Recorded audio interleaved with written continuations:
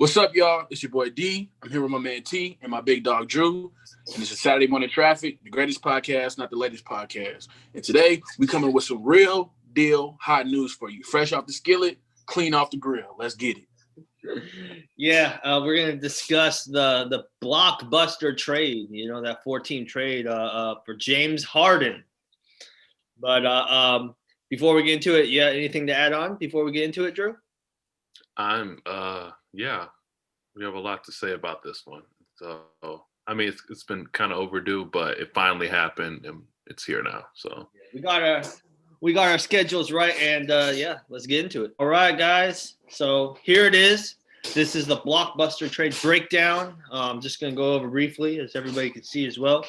Obviously, the Nets, acquire James Harden, but they also get a 2024 second-round draft pick from the Cavs, which would probably be, to be honest, a high second-round draft pick. The Rockets acquire Victor Oladipo, Dante Exum, Rodian's European player, 4 first-round draft picks, and then 4 first-round pick swaps. That's actually 8 first-rounders they're basically getting in return. Like that's crazy. Pacers acquire what I think is a big win for the Pacers is getting Karis LeVert, getting 2023 second-round pick from the Rockets. And then the Cavs I don't understand this, but they get Jared Allen and Taurean Prince. I mean, they have like 5 centers now. So I don't, unless they're going to try to trade Kevin Love or something. But I'll go to D first. What are your thoughts? Go ahead. I'm glad James Harden is out of Houston. I'm super happy he's out of Houston. For one, John Wall gets the chance to be a real leader. You know, he gets a chance to really show what he's worked on in his recent years of being injured, for the time that he was gone. DeMarcus Cousins, everybody gets to shine now that James Harden isn't the focal point because he's been a diva this whole time. I've given Houston everything I've got, blah, blah, blah. You guys know the episode I'm referring to when I ripped into James Harden. I'll let y'all know that he's a beta male, but that's neither here nor there. But I mean, in all actuality about the trade, I mean, I'm glad, like I said, I'm glad he's gone. It seems like Houston is the biggest winner in this party with all these draft picks, and I think it was just under the NBA rule. What is it called? Is it called stuffing? When they I kept hearing it on ESPN First Take, Stephen A. Smith, I kept hearing it from everybody. If you put too many, you can't put too many too many draft picks, not first round, too many draft picks in one trade. There's a limit, like you can't just be like, oh, I'll give you 20 first round draft picks and that's it. You could just have them. No, it doesn't work like that. But Karis LeVert, Indiana, I think he'll have a Chris Middleton All-Star-esque year. I think he'll finally be able to sprout since he'll basically be the best player on that team because there's really not too much going on in Indiana. Cleveland, they got Jared Allen. He's amazing. I think that'll be dope. That's a really big team. They got Andre Drummond. They got other few cats on that team. Colin Sexton is doing well. I think if they keep it up, the biggest winner, like I said, out this whole situation is the Rockets. And I just would hate to see the Rockets. They're kind of like a farming system right now, just like OKC. They got all these draft picks, but you really won't get to see the outcome until 6-7 years down the road. And who's to say what the NBA is going to look like? Because right now the main focal point in the NBA is 3-point shooting, and who's to say what it's going to look like in the future? Because we got centers like Jokic doing what they're doing, and there's no telling what a center is going to look like 10 to 8 years down the road. But like I said, I'm glad James Harden's out of Houston. He got what he wanted. Let's see if he can perform. Go ahead, Drew. I looked at I was actually watching the Houston game earlier today. Well, tonight rather. I'm on the East Coast, and I really liked Shaq's take on James Harden's situation. It was similar to Griff's what you said weeks ago, and I'm just glad somebody came out and said it. Like, hey, you failed the city prior to you moving to Brooklyn. So if you don't make this Brooklyn thing happen, it's a big bust. Looking at the picks. Man, Brooklyn, I don't understand why. I understand, but I don't like the fact they continue to do this. Let's give out 4 first round picks for particular players that we think is going to work out for us, you know, championship wise, but in reality, it has a high probability of not. Like when I see this type of trade, I think about the Kevin Garnett trade and the Paul Pierce one. I was just like, and they were in the dumpster fire, and they just as of recent just started to come out of that. Prior to them getting Kevin Durant and Kyrie Irving. So that's disturbing to me.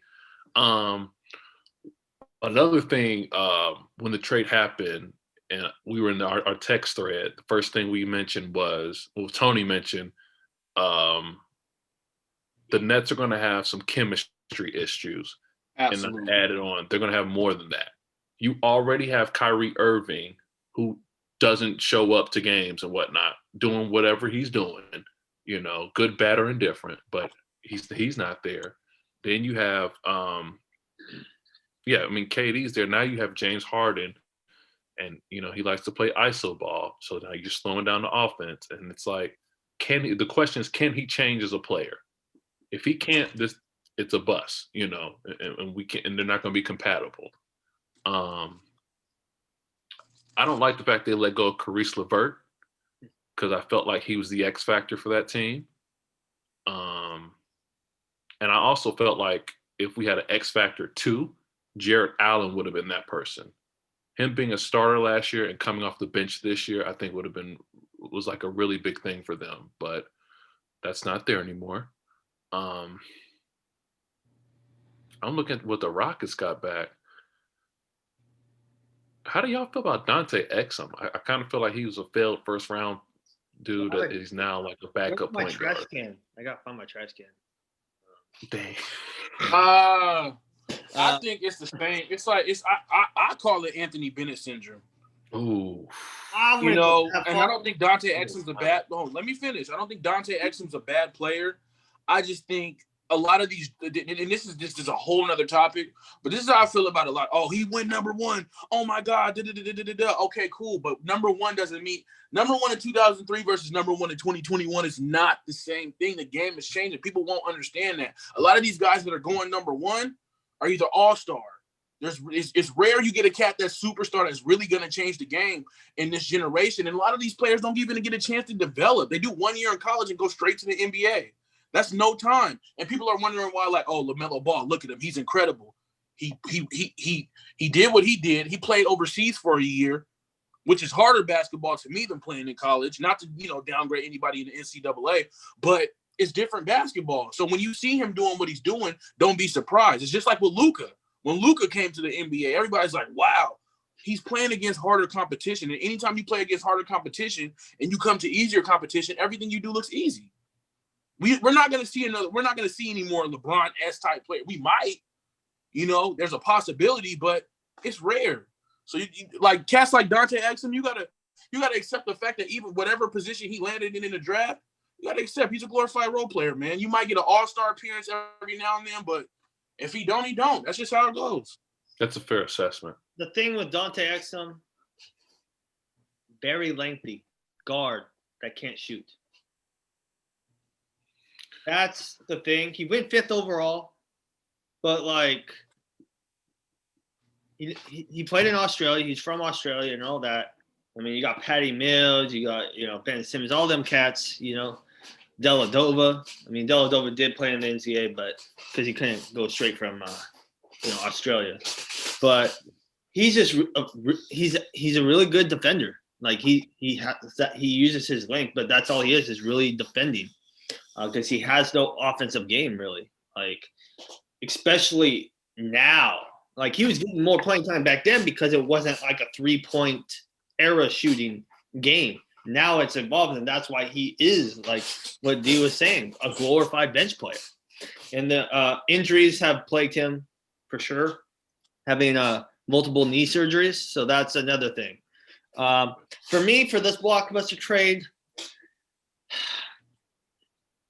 it's tough. It's like Nets or Rockets for me. I think the Pacers, getting Caris LeVert, that's awesome for them. To be a right by Sabonis, all-star caliber player. That pick and roll is going to be nice, very nice, because Karis LeVert will drop. Just the other night with KD on the floor, he dropped 40. Like, he's a high volume shooter, but he can score. But he'll become efficient. He's just not as efficient as he should be, but he'll get there. So that's a really big win. Cavs, it's like whatever, same old Cavs because they don't have LeBron. Let's be real. I just don't understand why you have 4 to 5 centers. The only logical reason is you're trying to trade Kevin Love for a guard. That's the only logical explanation. Even though you have 2 young, quick ass point guards, combo guards there, so maybe they're trying to get a wing player. I don't know. But when it comes to the Rockets, 8 first-round draft picks, 4 of them are, Houston picks 3 for the Nets, the 22, 24, and 26, and then 1 from the Cavs via Bucks. So that's going to be a high first-round pick right there. Then 4 first-round swaps. Victor Oladipo already wants out. He's already trying to force his way out, and I think he's trying to force his way to Miami. That's what it's kind of sounding like. No. Go ahead. Finish. And same. I already discussed Dante Exum. It's kind of like whatever. He's going to be on the bench. He can't be shooting when you got multiple shooters coming off the bench anyway. He's going to be the 12th man. That's the way I look at it. But to have 3, this was an insurance policy trade for the Nets. This is what that was. Because Kyrie, you don't know where he is. It sucks to say this, but your starting point guard thought the earth was flat. He's bipolar. And I understand your mind being in with social justice and everything, but you're also got to go to work and you're getting paid almost 35 million up to 33.4. Was that? 33.4 if I'm not mistaken. I think there's 33.4 incentive all-star and for all NBA stuff to get up to 40 million in 1 year or something like that. You just can't find them. It's so disrespectful. We've all been in locker rooms. We know how it is. Be a good teammate. This is disrespectful, not just to the Nets, the management giving you a shot because what was going on with Boston. KD vouched for you. Now you're making him look bad. And you vouched for Steve Kerr. And Steve Kerr's just trying to do his best. And then you're doing this shit. Or Steve Nash, my fault. And it's just. Him too. He doing his best too. It's kind of like a disgrace in a way. But at the same time, if he does come back, you got 3 players that can drop 50 on you at any given time. The key is, the chemistry, right? That's going to be a big thing where James Harden is going to have to play off the ball. Kyrie is going to have to play off the ball. That's the big thing where who's going to play defense? You lost Jared Allen. You still have DeAndre Jordan, okay? Prince was your top wing defender. Yeah. I do think keeping what's his name? Dinwiddie. Dinwiddie is hurt, but he'll be back next year. And then the shooter, what's his name? What's his name? But keeping him, he just got a contract with them. So keeping him, another shooter. So they still have shooters. They're just less depth. But being able to keep him, who's an all-star caliber player, he can get to that level. Just not on this team. Keeping him and keeping that, I think it was damn. It's like I'm on the fence with it. I'm going to have to go to the Nets on this, being like the winner because not giving some of the, Dinwiddie and, I forgot that white guy's name, shooter. But he just got like a contract, like 3 years, like 40-some million. Is he talking about Harris? Yes. Joe Harris? Yeah. So keeping Joe Harris, pretty much just giving up bench players, even though Karis LeVert is a beast, you still pretty much kept your starting intact. You just bring in James Harden, So that's a big plus, I think, for Brooklyn. So that's why I think they edge out because they didn't have to give up any starters that are in that lineup, right? My thing is I would trade Kyrie Irving. There's probably not going to be any suitors, but you're going to try to get him out of there. I agree. I wanted to jump on that. Go ahead. And I think that was a perfect segue because I wanted to talk about Kyrie Irving and a little more. And it was funny because at first we talked about earlier podcasts, we mentioned how Kyrie was how he was a cancer, one thing we said. And then it was kind of like, okay, he still got on the floor and played. James Harden, you're not playing because you clearly won the trade and you're holding this team hostage. Yeah. And now it's like it's another flip. And James Harden's here now, but Kyrie's off doing, this, that, and the third. And I kind of, whenever like I see like a scenario or like an event like this happening with somebody, you have to really look at who they are in totality. So if you think about when Kyrie first came into the league, before he was about to come into the league, he was at Duke, right? And he wanted to play on the USA team, and he didn't make the cut. And he said, "Screw it, I'm going to go to play for was it New Zealand or Australia? It was Australia because he had dual citizenship. He was born. He was born, right? I think in Australia. Yeah, so he has dual citizenship. Yeah. So he said, I'm going to play for their national team. So he forced kind of the Team USA, like, all right, yeah, we'll just go ahead and take him because that's not a good look for us, basically. And then you look at the Cleveland championship with LeBron, and he said, well, I can do this without LeBron. So then let's go to Boston, and basically they like you being on the bench because they feel like, oh, our offense flows and need a run. Exactly. So you put all those points together, and then you really look at where we are here. And it's kind of like, are we really surprised that this is happening with this individual? Right. Hey, Drew, there's a timeline and a precedent for him to just, I want to do things to get over on you. Yes, I'm not even talking about the earth is flat theory and, people think what they want. Dennis Rodman was wearing dresses back in the 90s. So, okay. Wait, what? What? All right. Let's talk about that. You didn't know that? Leave Denise Rodman out of this. I'm telling the truth. Leave Denise Rodman out of this.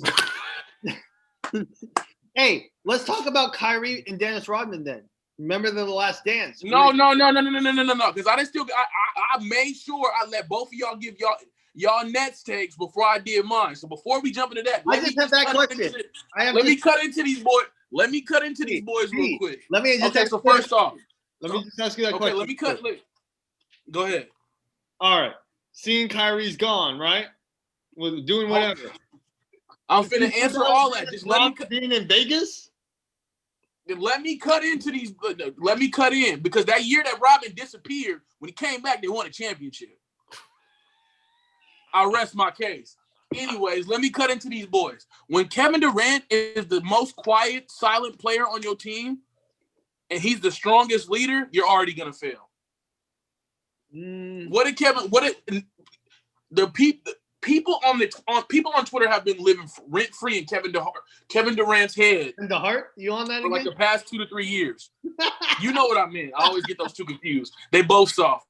Anyways, James Harden is an ISO player, just like Carmelo Anthony. You dribble the ball 21 seconds, then you stop, you look, and you let off a three. Okay, cool, whatever. Kyrie Irving, he plays when he wants to. We all know this. Every team he's been on since he's left Cleveland, and like I said, I love Kyrie. I love the way he plays, but the facts are there. Every team he's been on since he's left Cleveland, he has had a problem with. Am I wrong or am I right? Facts. Thank you. Okay. on top of that, James Harden gave almost 10 years to Houston, and I gave it my all. You didn't give it your all. You asked for DeMarcus Cousins. I'm not DeMarcus Cousins. You asked for Dwight Howard. You got him. Oh, I don't like him anymore. Bye. You asked for a good point guard. You got a point guard, Chris Paul. Couldn't get it done. Okay, cool. You asked for shooters. You get Russell Westbrook. I don't know why you would pick him of all people. And then you have a great squad right now. AAU. John Wall has the ability. John Wall has the ability right now that Kevin Durant has too.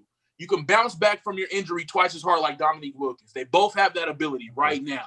Because John Wall is faster, he's stronger, he's a better shooter, and he's facilitating the ball better than I've ever seen him do his whole entire career. Okay, cool. Now let's talk about the roster. You got one center, and it's DeAndre Jordan, and he's 32. One center. Think about that. You just got one dude doing this for 48 minutes with the occasional break. So you have Kyrie Irving. Oh, what is he? If he's going to be the third option, that's cool. That makes sense. I can see it. Do you think he's going to accept that? No. You got three. You basically have Destiny Child on the Brooklyn Nets. You got three divas. You got three divas on the Brooklyn Nets, pretty much. And Kevin Durant is Beyonce. James Harden's Kelly Rowland, and we all know who Kyrie is. He's Michelle, and nobody cares about Michelle. I think James Harden thinks he's Beyonce, though. And you see where the problem is going to create itself. This is a recipe for disaster. You don't have a bench. You don't want to accept coaching. The only person on your team, the weakest person is the strongest person on your team when it comes to mental stability and leadership. And that's Kevin Durant. Kevin Durant literally said verbatim, all I want to do is play ball. I don't want to worry about that other stuff. He said whether we lost to the Golden State Warriors or not, I was still leaving because I wanted to play team basketball. If you got two ISO players on your team and you're the only one that want to play team basketball, how do you expect that to work? That's like giving me the wrong recipe and getting mad when the food come out wrong. That don't make no sense. It doesn't make any sense. I would love for them to win and flourish, but I think now that James Harden is left, he's put even more pressure on himself to get a championship. I think what's going to end up happening is all the picks that Houston got, they're going to trade and be able to build. Brooklyn has no more trading ability. Yeah. I mean, with the little 10-day rule or whatever that they got set up because of the coronavirus to add players to your roster, yeah, that's fine. But you're adding crumbs to dirt. You're not doing much.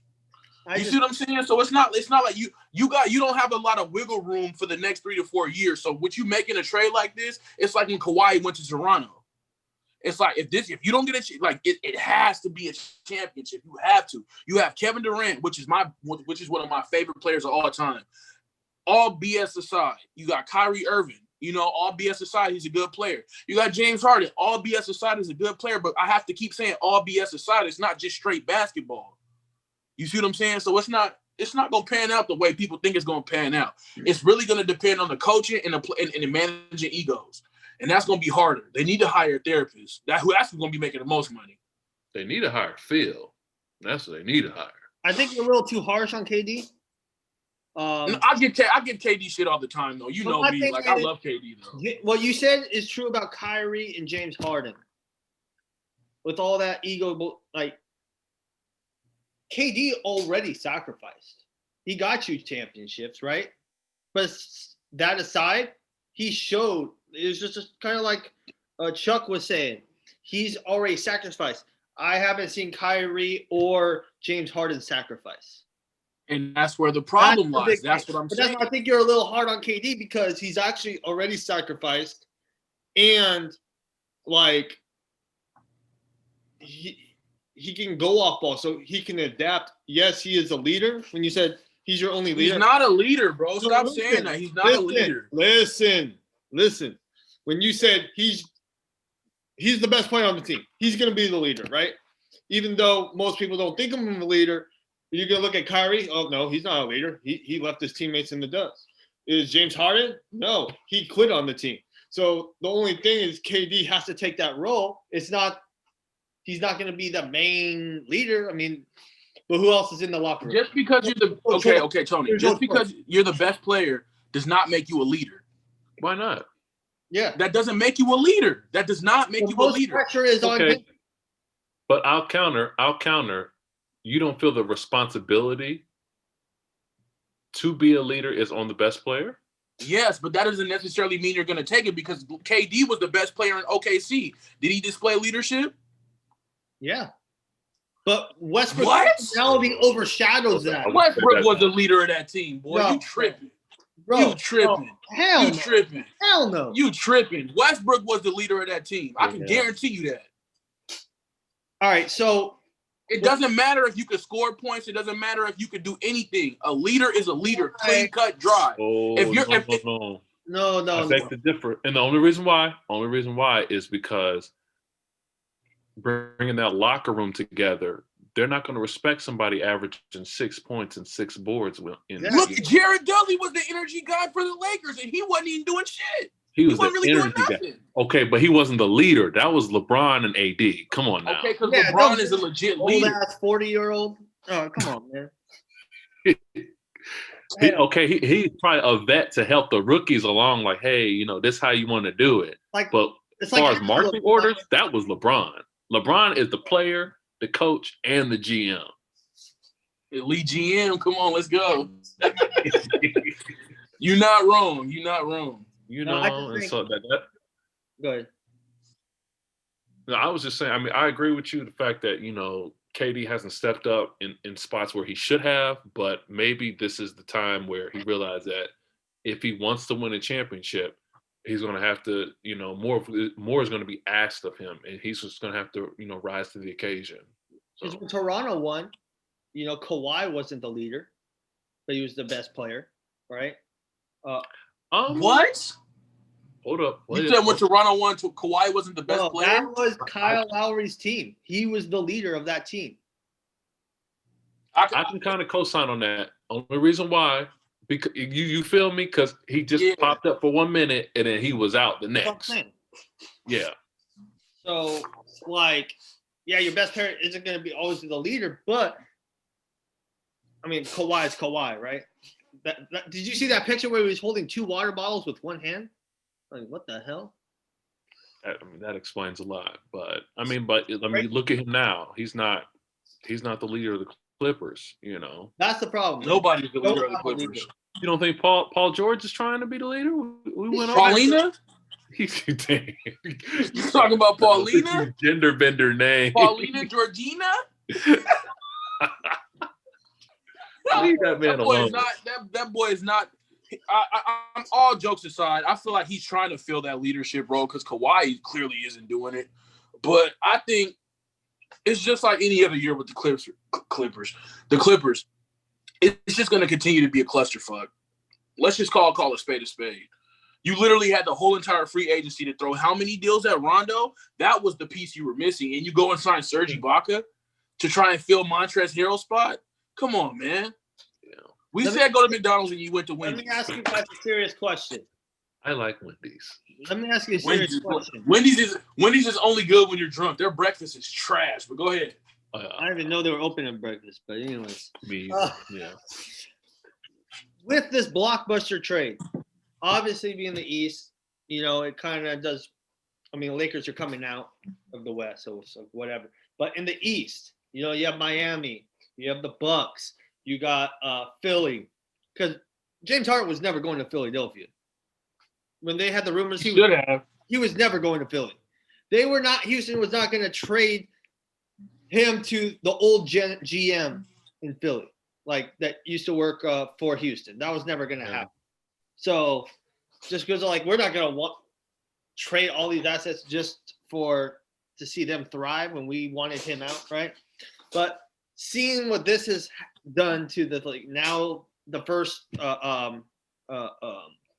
big three now, obviously because the Warriors are done.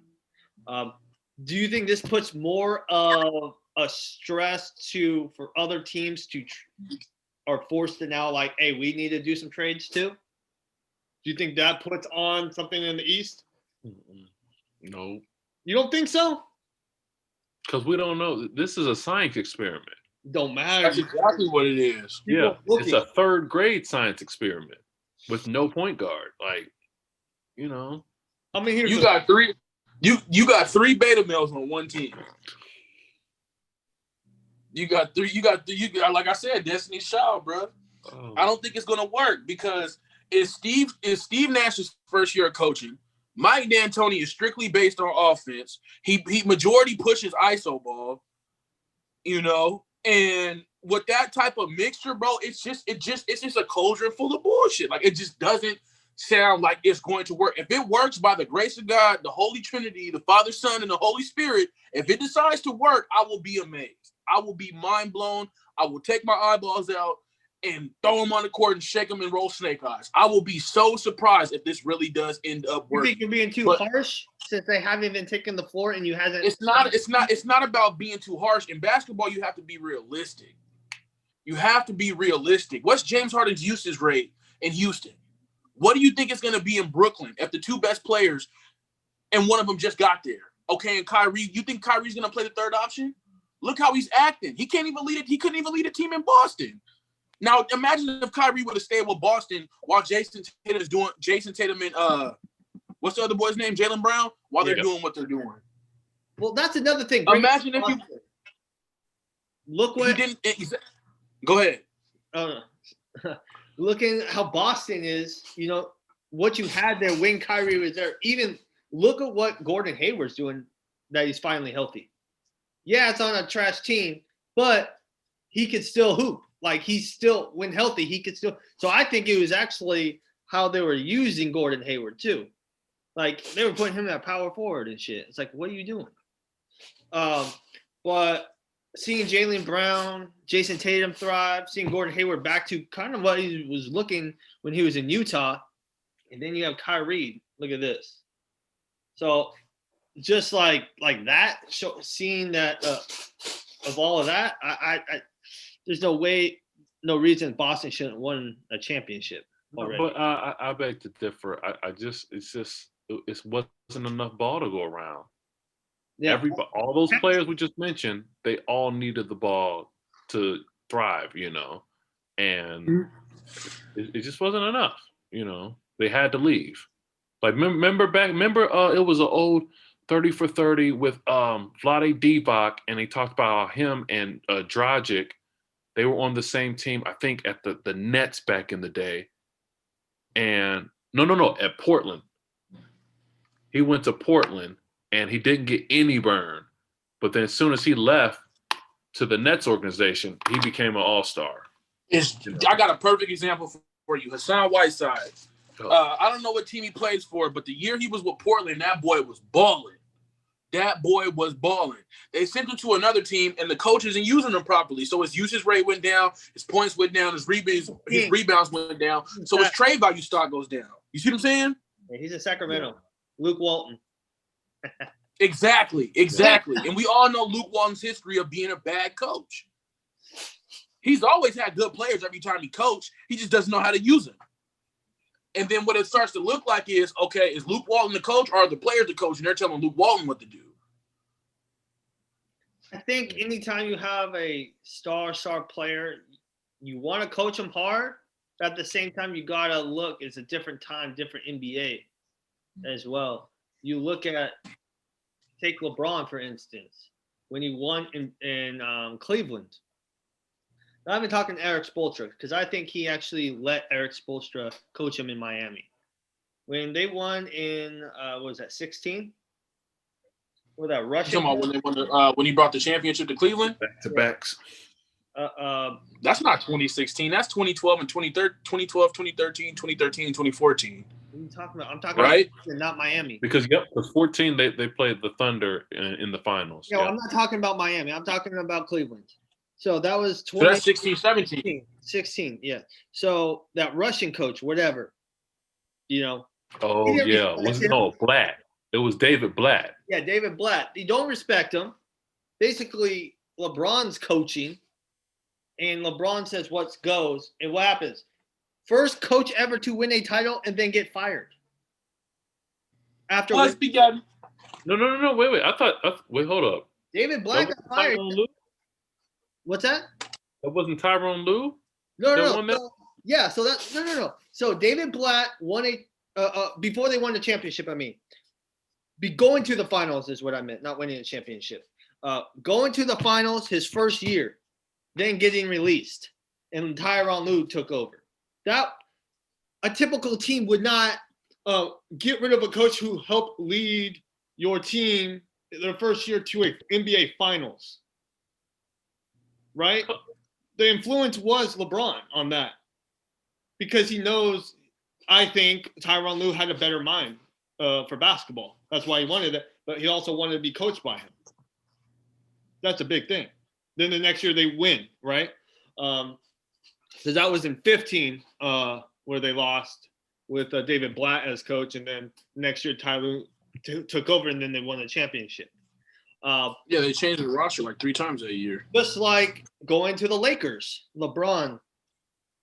I mean, had some trash players, but it was LeBron. If he didn't get hurt, I still think they get to the 8th seed, right? Because it's LeBron. He can will his team.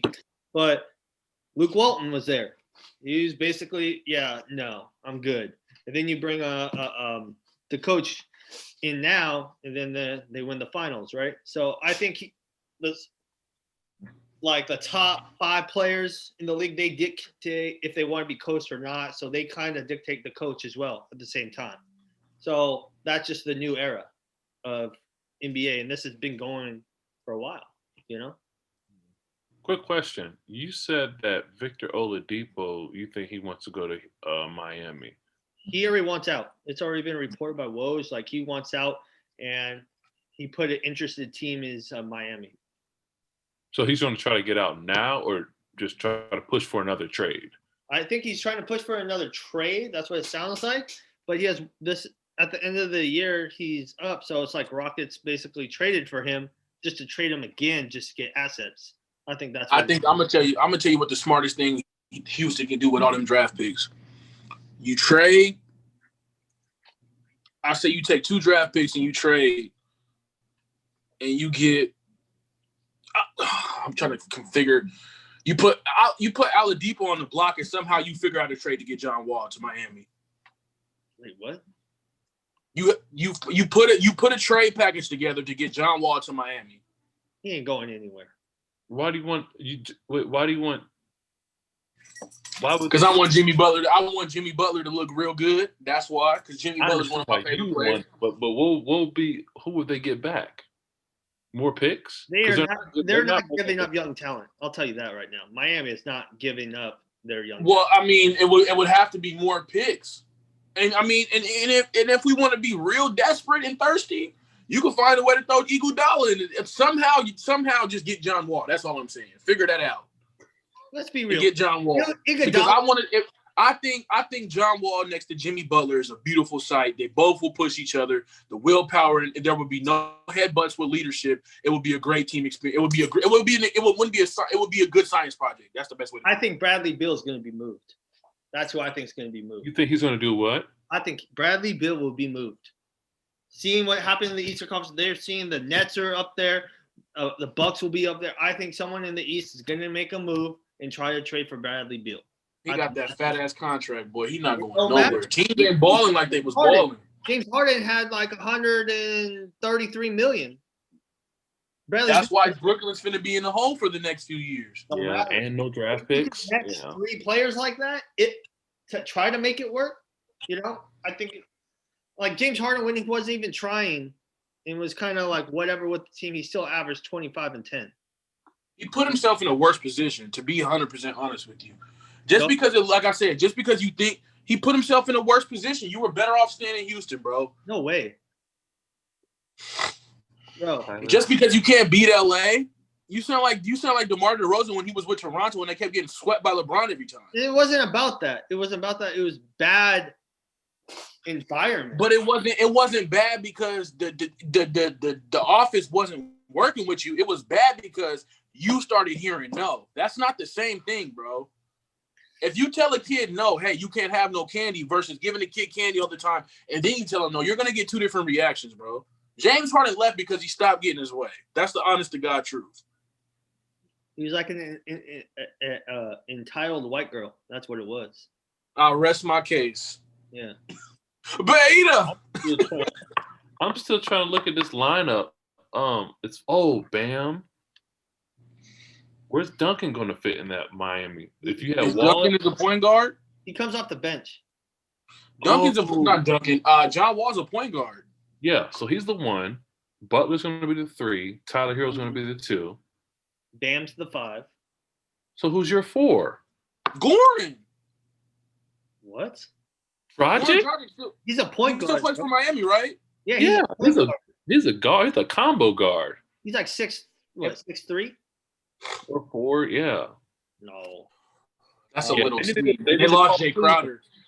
Jay Crowder, so I'm trying to think. They need to call Cleveland and get I don't know, Larry Nance Jr. and just You're talking about the center position, right? No, the 4. Bam's the 5. Yeah, but he's small though. Harkless. You still need him there. Yeah, unless you want to. I think Bam would be better suited as a power forward. No, I think they'll put Myers Leonard at the 5. Oh, that's right. Or you could put Kelly Olynyk at the 4. Oh, Kelly Olynyk, yeah. Yeah, that'll definitely work. That's who I was forgetting. The dude with the long hair. 4 too. Yeah.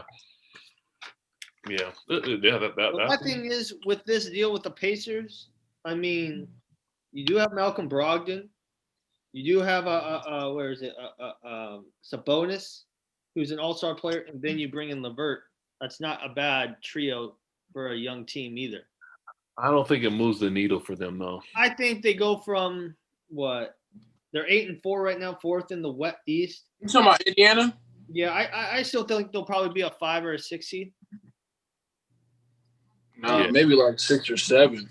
No. Yeah. I don't know. They'll barely make it. They'll be out by the first round. If they make it to the second round, it's gonna whatever games they play is gonna go to 7 games. Well, didn't they go to the second round last year, right? Miami swept them. Oh, that's right. Miami was, but see, the thing is though, with the whole coronavirus COVID-19 thing going on, with the I don't know if this NBA season is really gonna last. I know it's gonna finish, but with just losing players, and you could really, and this is something I was talking about with my brother on the phone with, and we were talking about. I'm like, bro, you notice a lot of the teams that weren't playing have the most injuries. There's no reason why. Knee blowout. He's gone for 1 to 2 weeks. You can really look at because we're 23 games in. Mm-hmm. And you can look at who's been training the whole time that they had that time off during the bubble and who hasn't based on injuries. And with the COVID-19 protocols, I feel like some of these dudes aren't even injured. They don't even have it. It's just the NBA is so pressed on making sure nobody gets sick and nobody gets the virus that some of these dudes are like, oh, I think I got it. Take a break. Oh, let me go to Miami for 2 weeks and just go. You know what I'm saying? I don't know. The way they got the COVID, people, I feel like the NBA players, some NBA players that aren't that good are finding loopholes. Hey, let's add on to that real quick. Remember what George Hill just said? All right. Did you guys catch that? What he said? So basically, we're talking about the COVID, right? George Hill, I think he plays for OKC now. Yep. He said, hey, nobody's telling me what to do, where I can go. Where I can't see my family. So if it's that bad, why are we even playing then? So if my health is on the line and I can't even have it, because now they tightened it where they used to have room guests, your family can be in there. Now no one, only you can. So it's wait, now you're telling me I can't even see my family. I can't. If he's basically saying if it's that bad, why are we even playing right now? Why don't we pause and then return in the summer or something like that? So what are your thoughts on that? Because that kind of got me. I'm like, that makes sense, but it's also you're getting paid to play, do your job. People out there every day doing their job, right? Even during this situation. It's the cream. Go ahead. I think. No, go ahead. I was saying it's the cream. That's it. The cream. I think this is what's going to end up happening. We're going to finish the 72 games. The only teams that make it to the playoffs, they're going to redo the bubble. And everybody's going to have something to complain about when it comes to LeBron. That's exactly what's going to happen. Mark my words. Write it down. Jot it down. 72 games. Whole season's going to go through. Playoffs in the bubble. And guess what? The Lakers are going to win because LeBron knows exactly how to monitor and activate during the bubble. That's what's going to happen. I don't think there's going to be a shutdown. And if there is, it's only going to be for 1 or 2 months. Because everybody wants to have this mindset and this narrative that, the NBA is catering to LeBron. First of all, a $1 billion business, almost $1 trillion business cannot cater to one person. That's literally stupid. That's dumb. Maybe teams, GMs, owners, things of that nature. But he's working with the Lakers, only with the Lakers. He's lead GM. We all get that part. But like I said, 72 games, whole season's going to run through, bubble into Orlando or wherever they decide to make it this year. Right. I think, man, they got to figure some way out because you're having now 2-3 games a day being postponed because of COVID. If you do play the full 72, what their timeline of the games, they're going to have to do back-to-backs, like in the same arena like they've been doing, but instead of it'll be back-to-back in the same day to be on the same schedule, kind of like how baseball kind of does it when they have a rain out or whatever. They just the next day they play 2 games in one day. So for the amount of postpones, it's going to push out the time frame for the playoffs way down.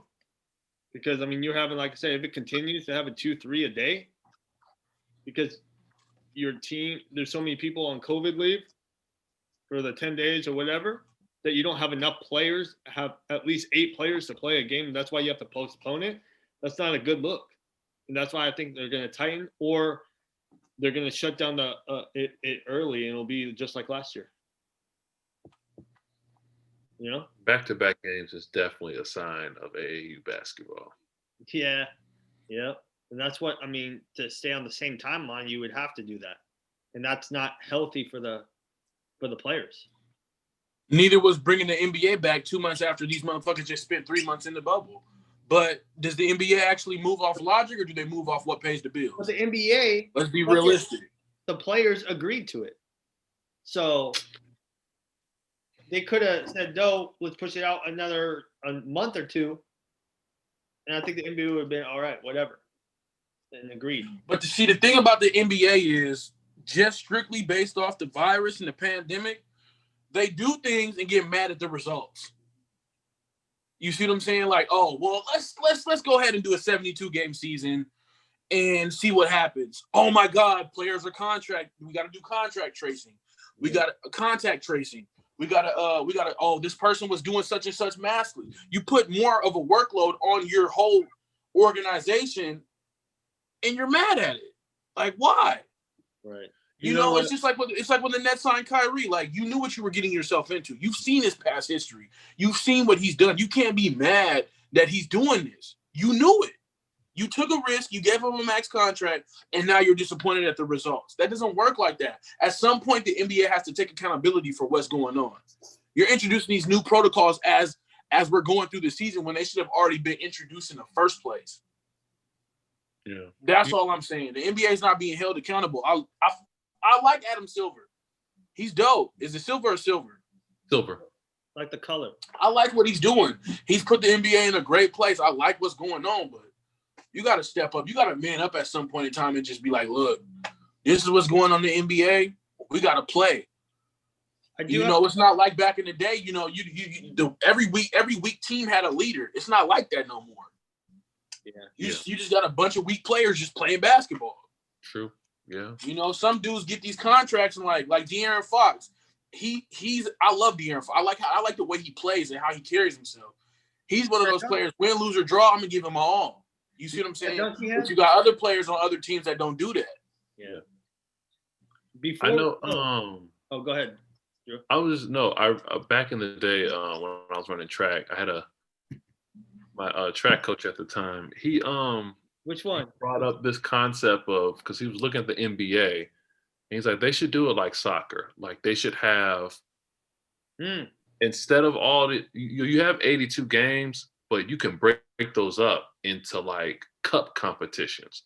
Like say, okay, remember the little subdivisions that they had? I pray to God this goes viral. This is a beautiful idea. I love this. Have those little region subdivisions. Have tournaments. Do tournaments with them. You know. What was this? What was the track coach's name? We know we both did track together.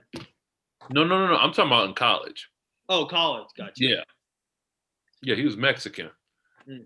But yeah, because I mean, it was a real international way of looking at it. Like, just do it like soccer. Like, they have all these cups that they play for, and that's the vast. And trying to qualify for them is the vast majority of their schedule. So, like, okay, the first week could be like, okay, we have the opening weekend tournament or something like that. You could probably knock out 20 games with that one there. Then I don't know, you have like a winter cup.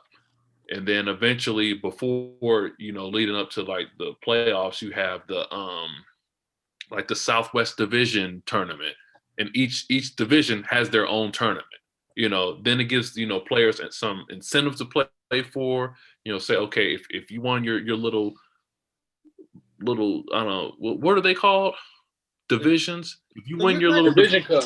So it's kind of like how like college basketball plays at the beginning of the season before getting into conference play. They kind of like go to Maui or whatever location, and there's like 6 teams there or whatever. You're kind of talking tournaments like that, right?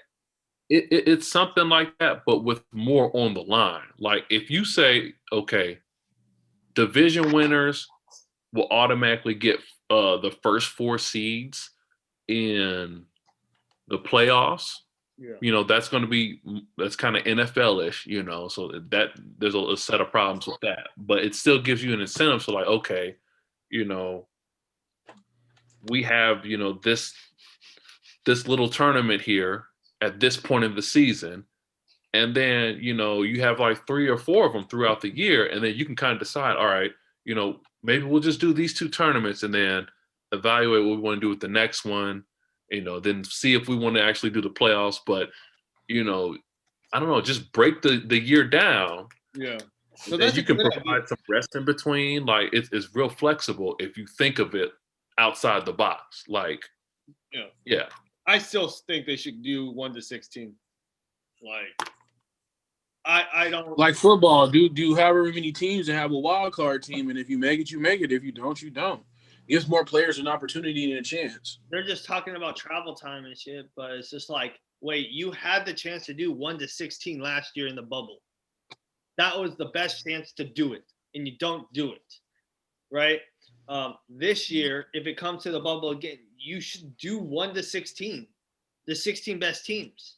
Like, it's basically like a bracket, like in the March Madness, baby. March Madness. That's what it is. So even though there'll be more West teams, and that's why they declined it, because there's more West teams than East teams in, right? And that's why they declined it and said, oh, there's something about winning your conference. But it's just like, you still want the best 16 teams. You think, since last year the East was a little not as competitive as it is this year, you would think that this year there'll be more East teams. I think there could be 5, 6 East teams, 5 teams. I want to say 6. I would push that a little too much. But I would say 5 East teams. No, you could probably do 6 East teams, and then the rest be West teams. I think that's what it would be. Because by 72 games, you're looking like that's because they had like the Spurs and all that stuff like right there, and they were like at almost 50 wins. So it's kind of like, I want to see the 1 to 16. Like, think about the 8 and 9s. Like, that would be ridiculous, right? Yeah. But before we go, I want to ask you, Drew, what about your how do you feel about your new head coach for the Jacksonville Jaguars? A white man named Urban Meyer. Hey, he brought titles. He brought titles. Yeah. As a Gator fan and as a Jaguar fan, I'm just excited. It's just like a long overdue transition, to the big leagues and whatnot. I had heard about Urban talking with Jacksonville for a while, so it's not a super surprise. But if any college coach, I'm glad it's him, because he's a proven winner on that level, and he's going to get Trevor Lawrence at first pick. You know, people and people. I was talking to a guy at the gym. He's like, "Oh yeah, y'all going to playoffs." I'm like, I think we'll get 6 wins. Then the next year we'll get 8 wins, and by the third year we should be back in the AFC final where we belong. You guys, getting Trevor Lawrence. I mean, he's a big dude. Like he's a big. That's a generational quarterback. Like they're talking like pretty much what like Andrew Luck coming out, how Dan Marino was coming out. That type of like, oh shit. Yeah. You cannot pass on this guy. Yeah. And Urban Meyer is a quarterbacks coach too, so that's gonna help. Yeah. Trevor. I mean, if you can get Tim Tebow winning like he was with his bad form. Tebow, man, that dude cannot complete a pass, bro. Horrible. Beta. But yeah, do you guys have anything else before we go? No, that's everything, man. Saturday Morning Traffic, the greatest podcast, not the latest podcast. Y'all can hate all y'all want, but we still doing numbers. Amazing. You didn't want to throw out the chicken wrap? You didn't want to throw that out? No, I'll wait till we do the actual outro to do the actual outro. I was just talking. I was just kicking shit. All right, man. All right, go ahead and end it for real this time. Or do you want me to edit it? All right. You don't have to edit it. I can just do it regular. But it's your boy D. I'm here with my man T and my big dog Drew. And it's the Saturday Morning Traffic, the greatest podcast, not the latest podcast. Make sure y'all like, comment, share, subscribe, dislike, because we let our haters be our motivators. And like a chicken sandwich, it's a wrap.